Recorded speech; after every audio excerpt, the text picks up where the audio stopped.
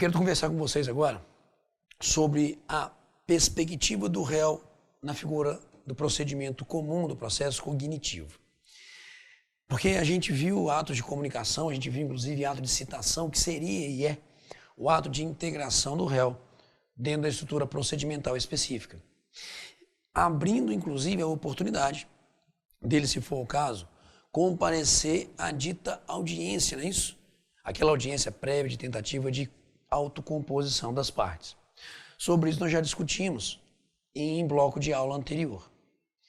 Agora o que eu quero é pensar na potencialidade de defesa do cidadão conhecido como réu, ou seja, das suas potenciais manifestações e também a sua não manifestação de defesa, que é ali, sabemos, a figura da revelia.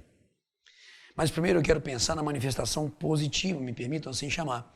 Eu quero pensar nele réu, citado, não havendo ali a autocomposição, não havendo o acertamento da situação litigiosa pela técnica autocompositiva, seja porque as partes não chegaram a um bom termo, ou até mesmo nas situações em que não haveria essa audiência, eu quero pensar, junto com os senhores, na contestação, que é a manifestação de resistência por excelência do cidadão conhecido como réu, aonde aqui, nela, contestação, ele apresentará toda a sua defesa de natureza meritória.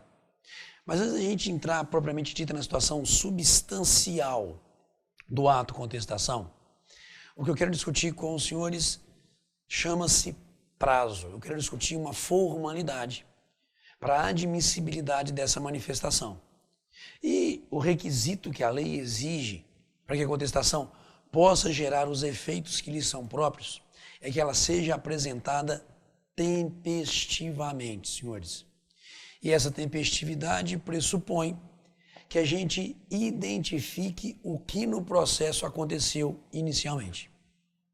Porque nós temos aqui três potencialidades, hipóteses, melhor dizendo, de contagem de prazo para contestar. Primeiro, vamos sedimentar o prazo. Sabemos que o prazo é de 15 dias. Lembrando que existem aqueles que têm prazo em dobro, não é isso? Não apenas para contestar, mas que possuiriam prazo em dobro para suas manifestações de forma geral, de forma genérica, não é isso? Tanto que, até para a gente poder interagir, como eu falei com os senhores no início, eu não sou um professor que vou só dar esse conteúdinho aqui e vou ficar feliz, não, velho. Eu quero fazer interligações, eu quero te trazer a entender e a ficar satisfeito com isso que é lindo, maravilhoso, chamado direito processual civil. E Val, você deve ter um quê de loucura. Porque como que você acha direito processual civil algo lindo, maravilhoso? Senhores, eu acho, ok? Isso aqui é um aspecto de loucura que sejamos todos nós malucos, tranquilo? Maluco, beleza, como dizia Raulzito. Galera, é o seguinte, antes de eu entrar, joga para mim, brother, rapidinho. Tá ali, ó. O réu poderá oferecer contestação por petição no prazo de 15 dias. Pronto. Tá aqui minha obrigação cumprida com os senhores em relação ao prazo de 15 dias. Fechou? Ok? Mas você sabe me dizer quais são as situações processuais que ditam prazo em dobro? Até porque, cara, esse prazo de 15 dias pode ser 30, mas que também impactaria outras situações do processo? Bom, você tem que fazer um corte, você tem que fazer uma cisão mental das questões que geram prazo em dobro, das situações, melhor dizendo, que geram prazo em dobro. De um lado, você vai deixar a advocacia privada. Do outro, nós vamos pensar Ministério Público, Defensoria Pública, Advocacia Pública, além dos escritórios, escolas das faculdades de Direito. Exato. Prazo em dobro, você vai fazer esse corte aqui para mim. Vai colocar de um lado a advocacia privada e do outro lado as demais situações. E na advocacia privada, comecemos por ela, por gentileza. Existe prazo em dobro quando nós pensamos em quê, senhores? Em litisconsórcio, não é isso?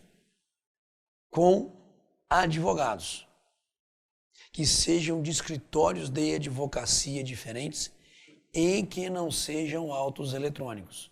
Porque para dica, anota, para advocacia privada, não existe prazo em dobro quando nós estamos diante de autos eletrônicos. Joga para mim. Senhores, artigo 229, por gentileza, do Código de Processo Civil. Tá lá. Ó. Pressuposto para que a advocacia pública tenha prazo em dobro, senhores, que os litisconsortes tenham... deixa só a máquina resolver minha vida aqui. Pronto. Eu vou conseguir, senhores, porque a gente é persistente. Diz isto, que os litisconsortes tenham procuradores diferentes de escritórios de advocacia distintos, ok? E que não seja situação de autos eletrônicos, porque a advocacia privada não tem prazo em dobro quando nós estamos diante de situações de autos eletrônicos. Então, a primeira preocupação que você vai ter em prazo, em determinada questão, envolvendo a advocacia privada, é justamente qual? Você vai ler o enunciado. Autos eletrônicos, advocacia privada, esquece prazo em dobro. Simples assim, senhores. Aí depois você busca os outros fatores. Estão em litisconsórcio? Tem esses que estão em litisconsórcio, advogados distintos, de escritórios de advocacia diferentes? Sim, beleza. Aí, nesse caso, passamos a ter, sim, prazo em dobro para advocacia privada. Pegaram essa dica com muita fé? Lindo. Senhores, quando, entretanto, nós estamos no outro lado, Ministério Público, Advocacia Pública, Defensoria Pública e os escritórios, escolas das faculdades de Direito, eles têm prazo em dobro, independentemente de serem situações de autos eletrônicos, ok? Joga para mim, vamos lá. Começando no artigo 180, beleza? Porque o Ministério Público gozará de prazo em dobro, tá certo? Mas, por favor, ele usa do prazo em dobro quando não for situação de prazo próprio para o Ministério Público. Tipo, qual que é o prazo que o Ministério Público tem para se manifestar nos autos? 30 dias. Como fiscal da ordem jurídica, 30 dias não é 30 dias, que é prazo só para ele. É prazo específico para ele. Mas os prazos gerais do processo, artigo 180, ele, Ministério Público, tem prazo em dobro, independentemente de serem os autos eletrônicos, senhores. Ok? Joga de novo, por favor. Artigo 183, a advocacia pública também tem prazo em dobro, ok? 186, senhores. Também a defensoria pública goza de prazo em dobro para todas as suas manifestações, ok? Beleza, galera? Aplicando-se isso também aos escritórios de prática jurídica das faculdades de Direito, além, claro, de entidades que prestam assistência judiciária gratuita ao cidadão, que tenham convênios firmados com a Defensoria Pública. A advocacia privada tem prazo em dobro, autos eletrônicos não. A advocacia pública, Ministério Público, Defensoria Pública, escritórios e escolas, prazo em dobro, ok? Independentemente de serem ali os autos eletrônicos.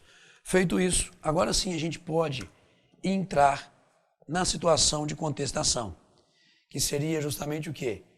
A figura da contagem do prazo de 15 dias ou 30 nos casos em que a lei determina prazo em dobro. Por isso eu dei esse primário giro com os senhores. Percebe que o 335 tem inciso primeiro, inciso segundo, inciso terceiro, comigo. Primeira hipótese, audiência de autocomposição. Aquela primeira que a gente conversou do 334, não é isso? De conciliação, mediação.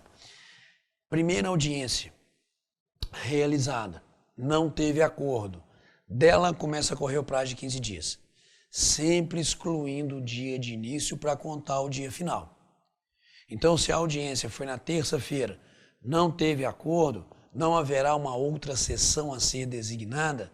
Não, Ival, não haverá uma outra sessão designada. Beleza, então acabou a tentativa de conciliação e mediação? Sim, acabou. Pronto. É uma terça-feira, quarta-feira é o dia 1, dia útil, e a gente conta daí em diante, ok? Então é da audiência que começa a correr o prazo. da audiência prévia de tentativa de autocomposição para apresentação de contestação, no caso de ser infrutífera essa busca da autocomposição, beleza? Mas lembram que o autor pode, na sua petição inicial, falar, artigo 319, item 7, eu não tenho interesse na audiência? Beleza. Ainda assim o juiz vai designar, não é isso? Agora, abre-se ao réu a oportunidade de quê? Dele, réu, também, como o autor falou que não queria audiência mais, dele, réu, comparecer, apresentar uma petição nos autos e falar, putz, então eu também não quero.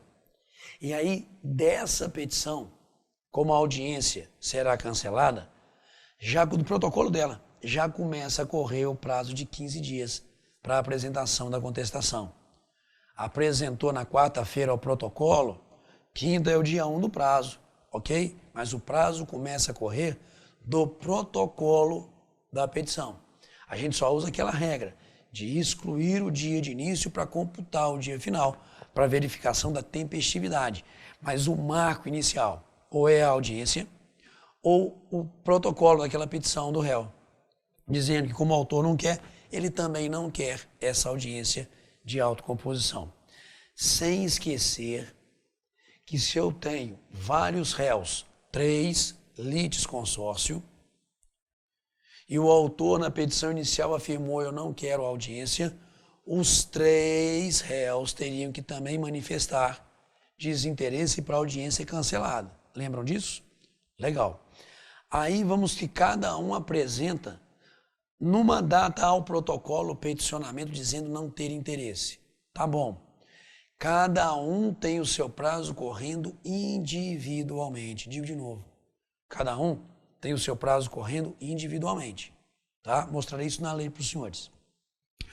Mas existem aquelas situações em que não existe a audiência. Por procedimento especial ou porque o direito não admitiria a autocomposição. Aí, nesse caso, a contagem do prazo de 15 dias para contestar é aquela velha fórmula. Se é por correio da juntada, por oficial de justiça da juntada, se foi citado por edital, quando termina o prazo de dilação.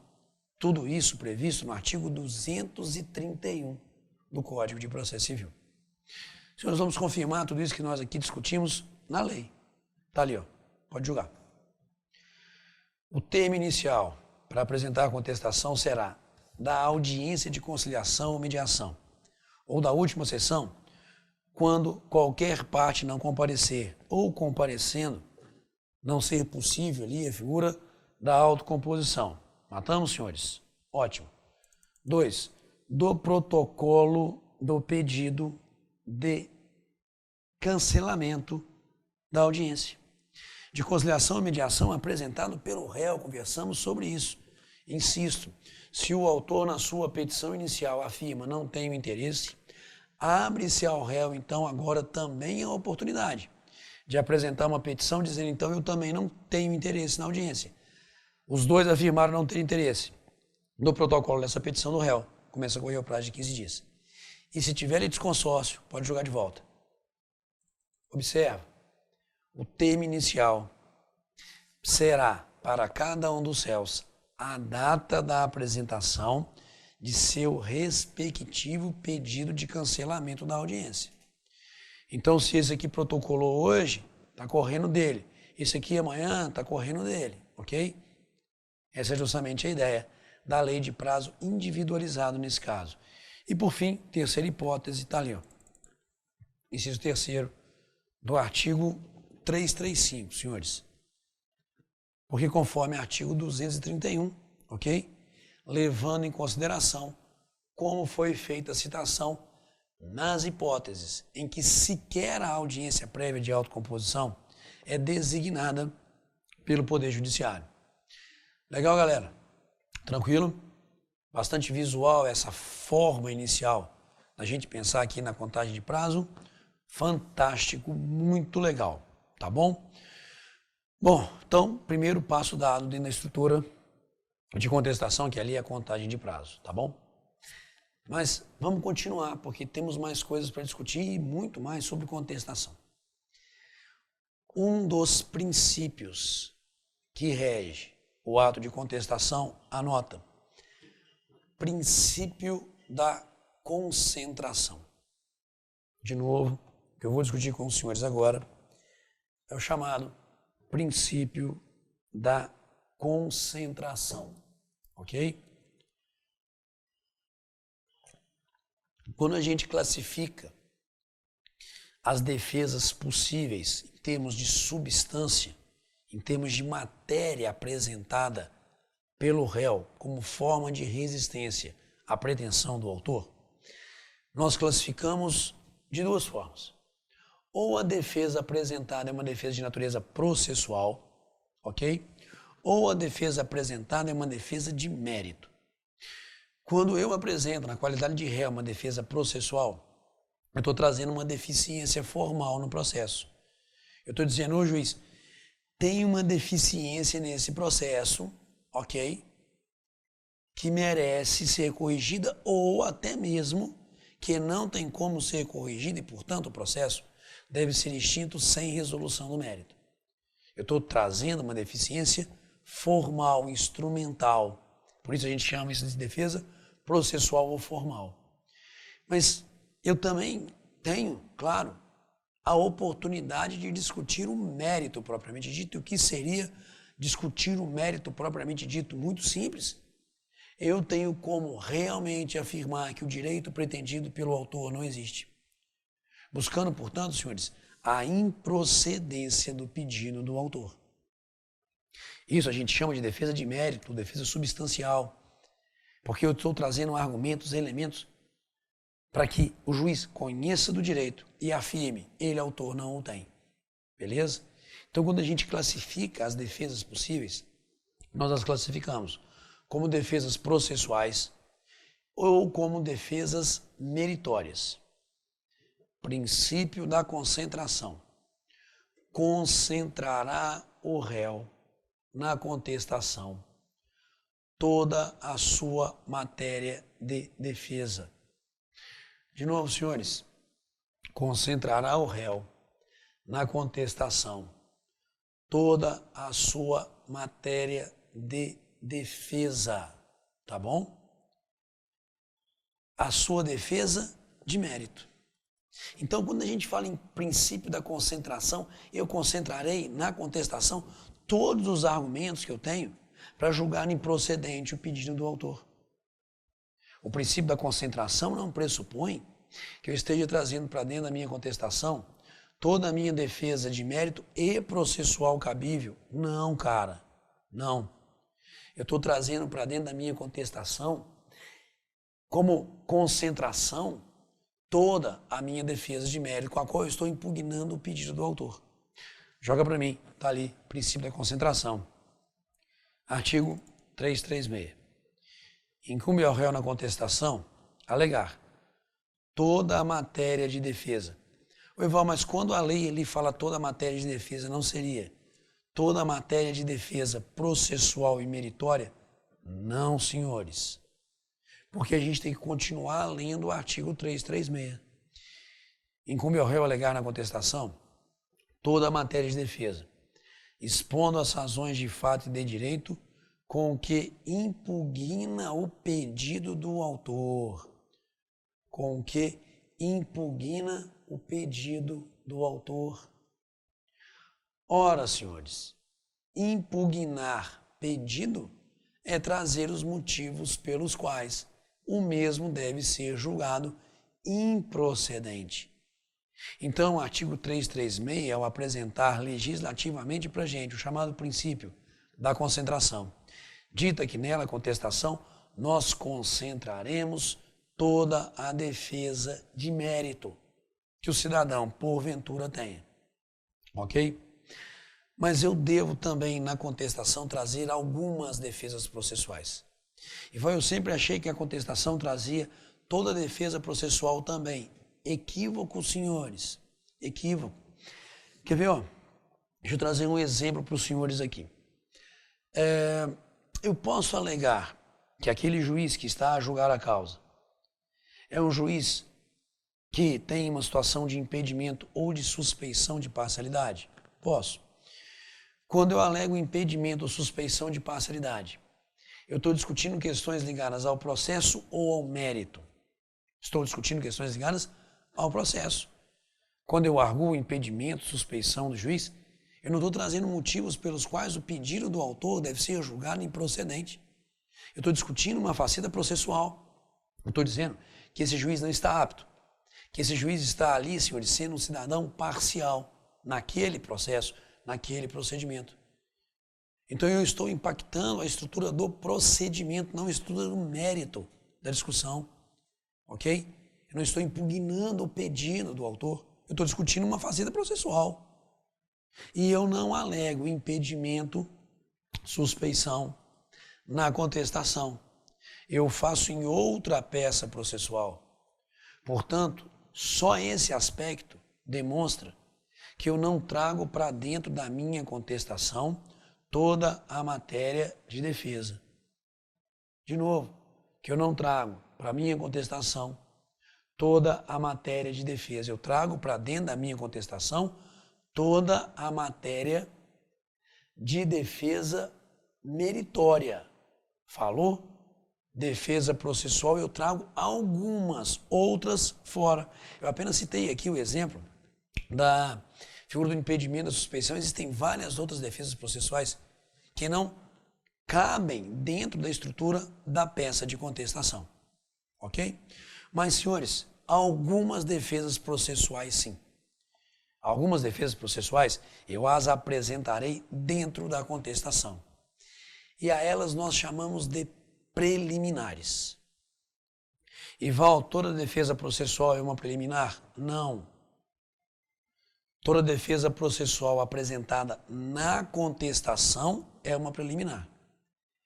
Mas nem toda defesa processual é uma preliminar. Continuo no exemplo. Impedimento, suspeição. Eu não arguo na contestação, eu arguo fora, beleza?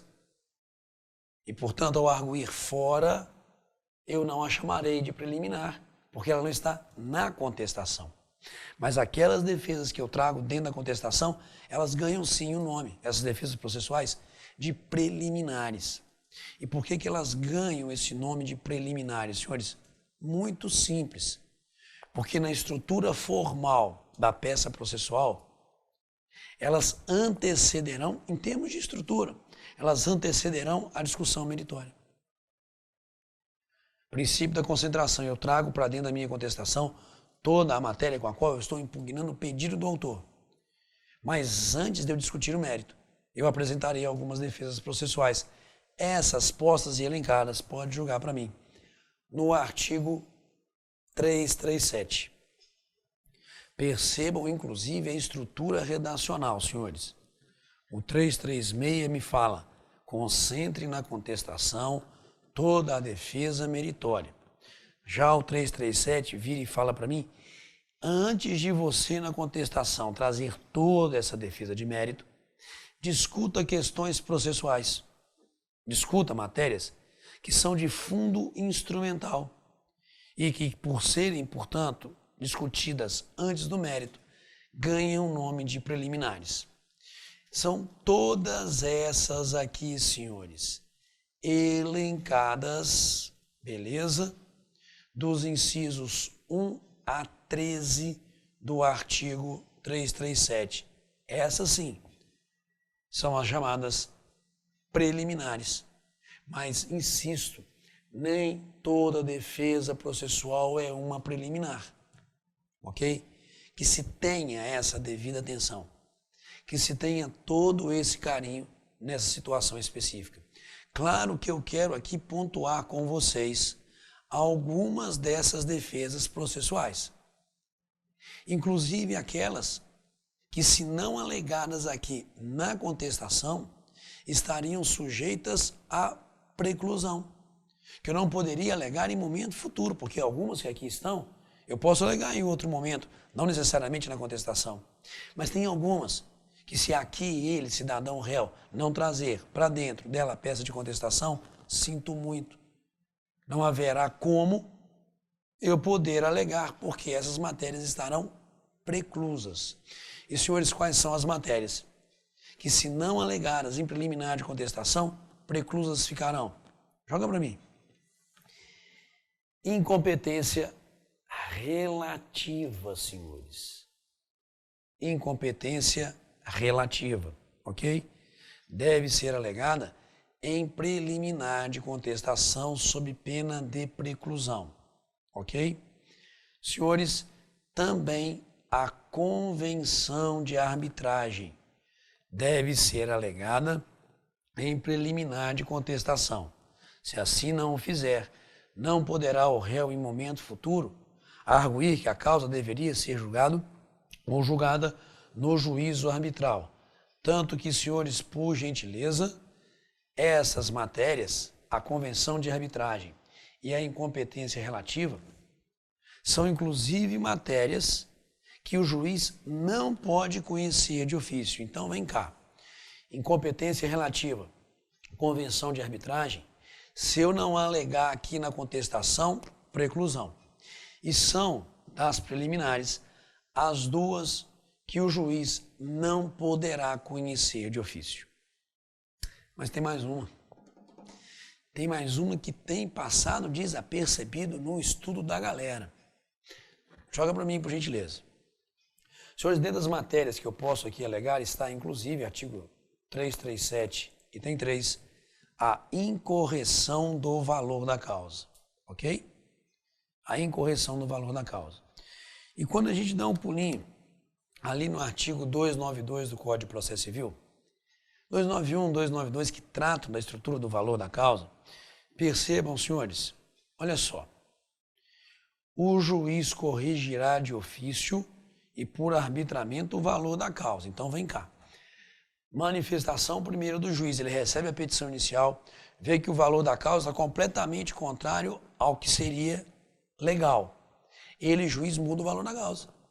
Arbitra o valor da causa diferente da petição inicial, entanto, o autor pague a verba complementar das custas, senão eu vou extinguir o seu processo, ok? Mas pode ser que o juiz não tenha percebido essa deficiência no valor da causa. Competindo agora, portanto, ao réu, na contestação, impugnar esse valor da causa. E aí, joga para mim, olha o que a lei vai dizer. 293.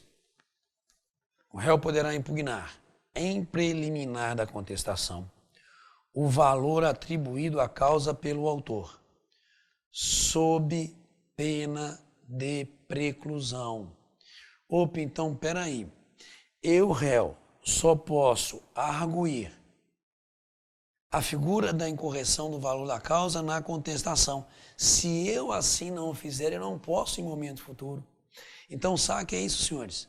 Das matérias elencadas no 337, algumas estão sujeitas à preclusão. Aqui eu vou dar ênfase nessas três. Incompetência relativa, ok? Incorreção do valor da causa, o 293 fala isso para mim. Incorreção do valor da causa. E, senhores, por fim, também aquela situação da existência da convenção de arbitragem. São três matérias, dentre as presentes no artigo 337, que, se não alegadas nela contestação, estarão sujeitas à preclusão. E dessas três, duas o juiz não pode conhecer de ofício, que é a incompetência relativa, bem como a situação da convenção de arbitragem. Pegamos, senhores?